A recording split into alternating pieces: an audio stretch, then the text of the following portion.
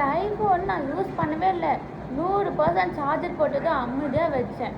First பார்க்குறப்போ 95 இருந்தது. சரி, 2வது முறை எடுத்து பார்க்குறேன் 88 ஆயிடுச்சு. எனக்கு ஒன்றுமே புரியல. நான் யூஸே பண்ணல. அப்போ எப்படி சார்ஜ் எங்கே போகுதுன்னு எனக்கு இப்போ இந்த ஐஃபோன்லாம் எதுக்கு ஒன்றுமே புரியல. சார்ஜ் ஏன் இப்படி கம்மியாகுதுன்னு தெரியல. நம்ம என்ன தான் சொல்லி இந்த ஸ்மார்ட் ஃபோன் தாங்க செம கெத்து. இந்த ஐஃபோன் வந்து சும்மா ஒரு ஃபோட்டோக்கோ வீடியோக்கோ மட்டும்தாங்க செட் ஆகுது. மற்றபடி யூஸ்லாம் ரெகுலராக நம்மளுக்கு ஸ்மார்ட் ஃபோன் தாங்க செம்ம.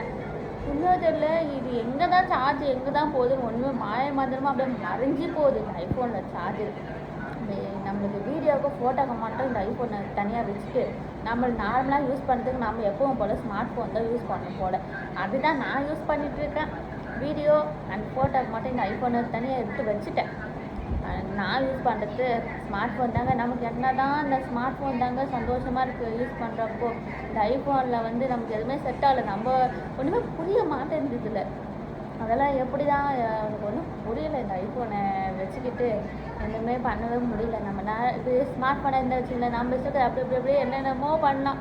இதில் 1008 ஃபார்மாலிட்டிஸ் கேட்குது. ஏதாச்சும் ஒன்றாச்சும் ஒழுங்காக பண்ண முடியுதா? கிடையவே கிடையாது. ஃபோட்டோ வீடியோக்கு மட்டும்தான் இந்த ஐஃபோன் செட்டே ஆகுது. ஸோ நீங்களும் நம்ம ஐஃபோனை வச்சுக்கிட்டு பெருசாக ரொம்ப டார்ச்சராக அனுப்பி வச்சுருக்கீங்களா அப்படின்னு சொல்லுங்கள்.